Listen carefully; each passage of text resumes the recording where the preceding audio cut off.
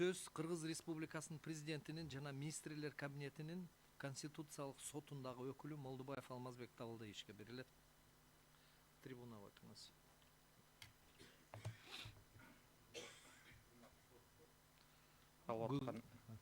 Каралып аткан иш боюнча биз өз укуктук позициябызды айтып кетсек, биздин оюбуз боюнча административдик процессуалдык кодекстин 110-беренеси 8-бөлүгү конституцияга карама каршы келбейт. Себеби мыйзам чыгаруучу тараптан азыр биздин ойдо ошо жогорку кеңеш укугу болуш керек да. Мындай чектөө коюу мөөнөттөргө, себеби бул деген эмеге экономиканын социалдык биздин өнүгүүнүн эмеси керек, стабилдүүлүгү керек да эмегечи. Анан ар бир актысы биз баягы талаш тартыш болуп эле азыр уксаңар керек, мына 7 тараптан кайрылган тараптар баары эле жер маселеси болуп атат да.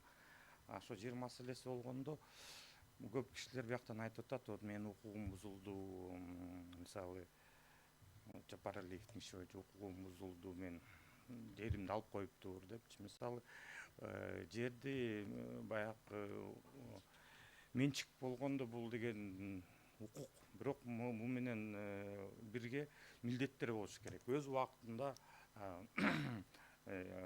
мамлекеттик каттуу органдардан китебин алыш керек, салыктарды төлөш керек да. Ошондо адам билет эле да, качан кайсы жери бар. Мисалы кээ бир кишилер айтып атат, мына менин жерим бар болчу, анан 15 жылдан кийин мен билип атам 2 гектар жерим бирөө алып коюптур же элге таратылып салыптыр депчи.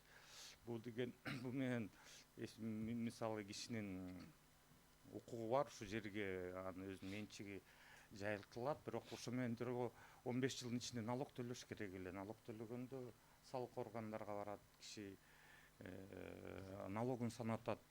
Ошондо билет эле, мисалы убагын өткөрбөйт элечи, убагында укугу менен чогуу милдеттерин аткарса. Мисалы кандай жер үлүшү болбосо деле ар бир жылда ар бир жаран милдеттүү түрдө салыктар төлөш керек.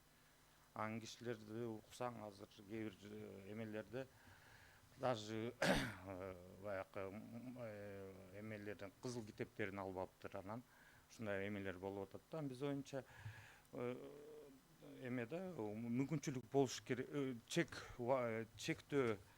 мөөнөтү болуш керек, 10 жыл деп биз санап, биздин позициябыз ошондой. Мэриянын позициясы боюнча айтат элек да, мисалы айтып атат, 15 жыл мурун мэрия тараптан туура эмес чечимдер чыгып калган, туура эмес жерлер берилип кеткен, социалдык объекттер берилип кеткен дейт. Биз ой боюнча булар деген кылмыш өндүрүш аркылуу калыбына келтириш керек да. Мисалы убагында мэр болобу же кайсы кызматкер болсо туура эмес чечим чыгарып кишилерге парктарды жана коомго тийиштүү жерлер берилип кетсе, кылмыш иштер козголуп, алардын иш аракеттерине укуктук баа берилип, анан ошо өкүм чыгып, анан ошол өкүм аркылуу мамлекеттин эсебине туура эмес чыккан актылар жокко чыгыш керек. Биздин оюбуз боюнча да. Суроолор болсо биз жооп бергенге